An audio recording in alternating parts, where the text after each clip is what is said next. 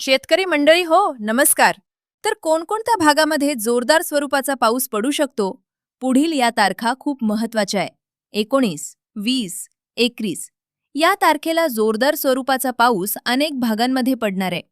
पुढील 20 ते 25 दिवस महाराष्ट्रातील हवामानात मोठे चढउतार पाहायला मिळणार आहेत. आणि हा अंदाज समजून घेणं प्रत्येक शेतकरी, गावकरी आणि सर्वसामान्य नागरिकांसाठी खूप महत्वाचं आहे. सध्या आपण उन्हाळ्याच्या तीव्र टप्प्यात आहोत. त्यामुळे सुरुवातीचं काही दिवस कडक ऊन आणि उष्णतेची लाट जाणवणार आहे. पण त्यानंतर हळूहळू वातावरण बदलत जाईल आणि अनेक भागात वादळी पावसाची सुरुवात होईल. सुरुवातीचे साधारण 7 ते 8 दिवस राज्यभर प्रचंड उष्णता राहणार आहे. नागपूर, अमरावती, अकोला, यवतमाळ, चंद्रपूर या विदर्भातील जिल्ह्यांमध्ये तापमान 42 ते 44 अंशांपर्यंत जाण्याची शक्यता आहे. दुपारी बाहेर पडणं अवघड होईल, इतका उकाडा जाणवेल. त्याचप्रमाणे पुणे, अहमदनगर, नाशिक, सोलापूर, सातारा, सांगली या मध्य महाराष्ट्रातही 40 ते 42 अंश तापमान राहील. या काळात आकाश स्वच्छ, कोरडं वातावरण आणि पावसाची शक्यता जवळपास 0 असेल. कोकण भागात मुंबई, रायगड, रत्नागिरी, सिंधुदुर्ग येथे तापमान थोडं कमी असलं तरी आर्द्रता जास्त राहील.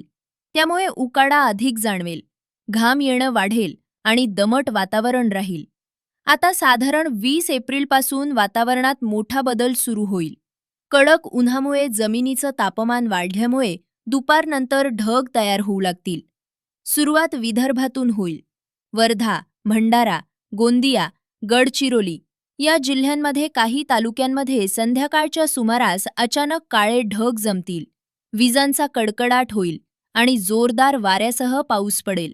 हा पाऊस जरी 20 ते 30 मिनिटांचा असला तरी काही गावांमध्ये खूप जोरदार असू शकतो. मराठवाड्यात लातूर, बीड, नांदेड, परभणी, हिंगोली, धाराशिव या भागात 22 ते 28 एप्रिल दरम्यान वादळी पावसाची शक्यता वाढेल. काही ठिकाणी गारपीट देखील होऊ शकते. म्हणजेच शेतातील उभ्या पिकांना धोका निर्माण होऊ शकतो. उत्तर महाराष्ट्रात जळगाव, धुळे, नंदुरबार या भागात 25 एप्रिलनंतर ढगाळ वातावरण वाढेल आणि काही तालुक्यांमध्ये मध्यम ते जोरदार पाऊस पडण्याची शक्यता आहे. विशेषतः केळी पट्ट्यात वाऱ्यामुळे झाडं पडण्याचा धोका राहील. मध्य महाराष्ट्रात जुन्नर, आंबेगाव, मावळ, भोर तसेच नगर जिल्ह्यातील संगमनेर, राहुरी, पारनेर, श्रीगोंदा या भागात हलका ते मध्यम पाऊस पडेल. इगतपुरी आणि महाबळेश्वर या घाटमाथ्याच्या भागात पावसाचा जोर थोडा जास्त राहू शकतो. कोकणात एप्रिलच्या शेवटच्या आठवड्यात काही ठिकाणी वादळी पावसाच्या सरी येतील, पण अतिजोरदार पाऊस होण्याची शक्यता कमी आहे. मात्र विजांचा धोका आणि वाऱ्याचा वेग जास्त राहील. मे महिन्याच्या सुरुवातीला म्हणजे 1 ते 10 मे दरम्यान संपूर्ण राज्यात प्री मॉन्सून ॲक्टिव्हिटी वाढेल. विदर्भ आणि मराठवाड्यात काही भागांमध्ये जोरदार पाऊस पडेल, तर मध्य महाराष्ट्रात मध्यम सरी राहतील. ढगाळ वातावरण, विजा आणि वादळी वारे वारंवार जाणवतील. आता शेतकऱ्यांसाठी अत्यंत महत्त्वाचं, सध्या कडक उन्हामुळे जमिनीतील ओलावा कमी होत आहे. त्यामुळे पिकांना वेळेवर पाणी देणं आवश्यक आहे. दुपारच्या वेळेस फवारणी टाळावी.